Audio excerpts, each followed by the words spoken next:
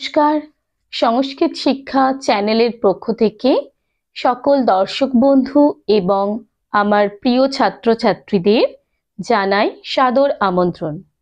চলে এসেছি আবারও একটি নতুন ভিডিও নিয়ে। তো আজকের ভিডিওটি হতে চলেছে যুক্তাক্ষরের ওপরেই। আগের দিন তো আমরা শিখেছিলাম জফলা, রফলা, রেফ। হ্যাঁ, বাকি দুটো বর্ণের যোগ সেগুলো আমরা শিখে নিই। তো আজকে আমরা দেখো আমি বোর্ডে লিখেছি এই কয় ল, তালবেশ শয় ল, হয় ল, এরকম আরো অনেক রয়েছে যুক্তাক্ষর। তো আজকে আমরা দুটো বর্ণকে যুক্ত করব।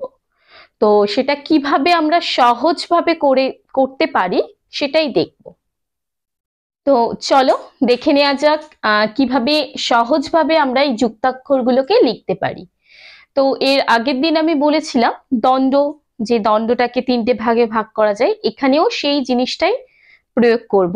এবং আমরা আরেকটা জিনিস দেখব যে বাংলায় যুক্তাক্ষরগুলো দেখো সব উপরে নিচে লিখেছি, কিন্তু দেবনাগরীতে যুক্তাক্ষর প্রায় বেশিরভাগ যুক্তাক্ষরটাই পাশাপাশি হবে, আর উপর নিচে খুব কম সংখ্যক যুক্তাক্ষর হবে।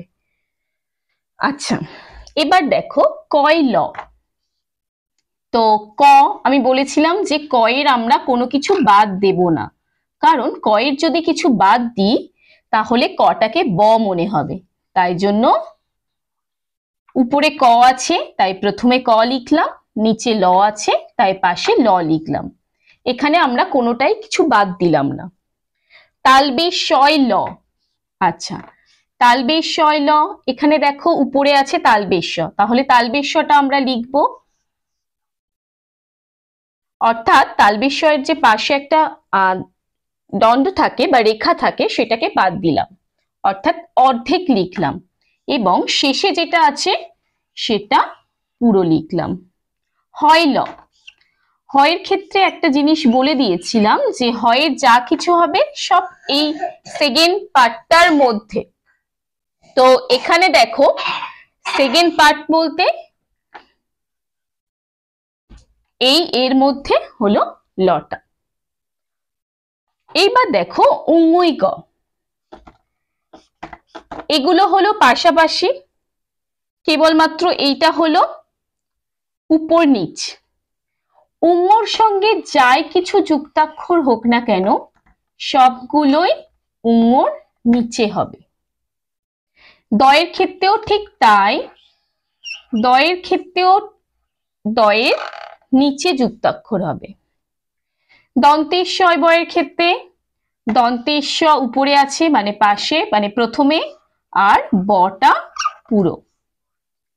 এইবার ইঙ্গই বর্গীর জ। ইঙ্গই বর্গীর জ, দেখো ইঙ্গ,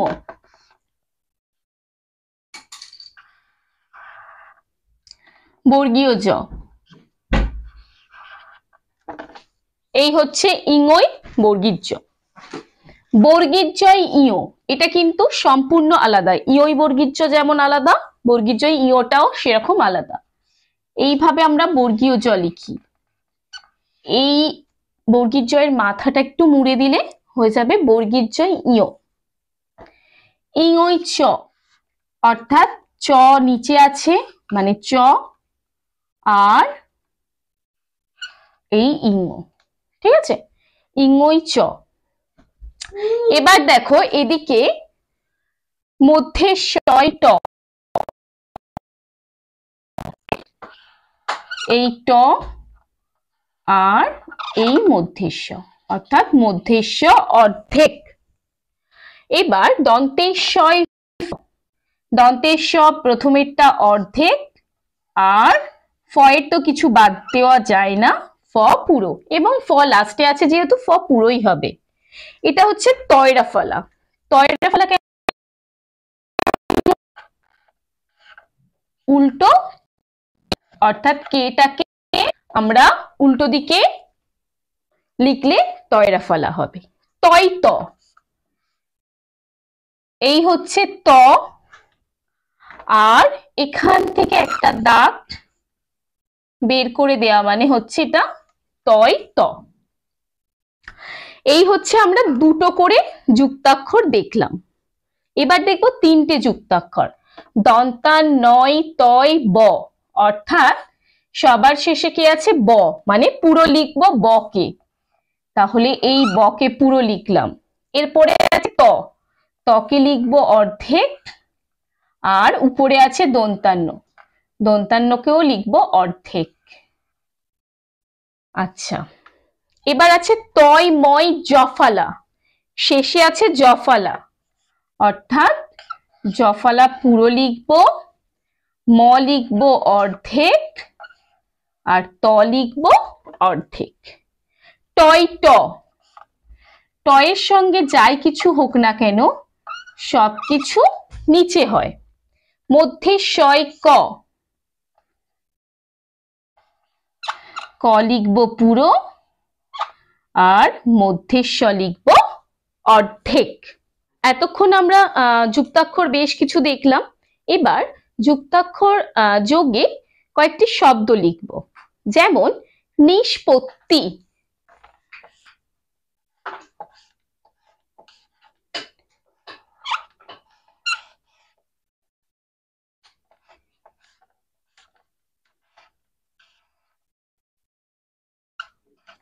দন্তানয় হস্যই, মধ্যে শয় পয়, তয় তয় হস্যই। নিষ্পত্তি। এবার দেখো স্পর্শ।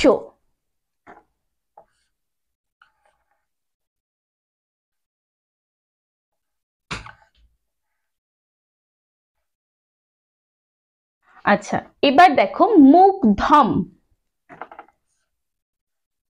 ময় হস্য,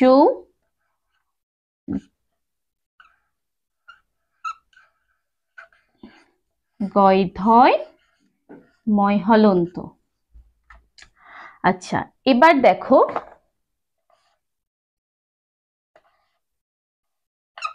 রক্ত,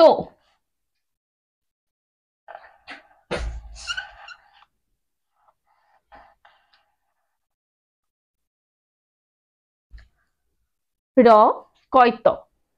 জ্ঞান,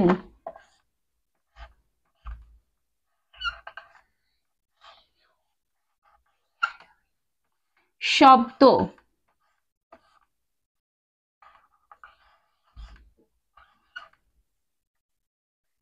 আচ্ছা এইভাবে তাহলে যুক্তাক্ষর সহযোগে শব্দ লেখা যায়।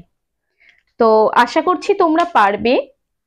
আর যদি না পেরে থাকো, কোনোটা যদি কঠিন মনে হয়, তাহলে অবশ্যই কমেন্ট বক্সে জানিও। আজকের ভিডিওটি এখানেই শেষ করছি।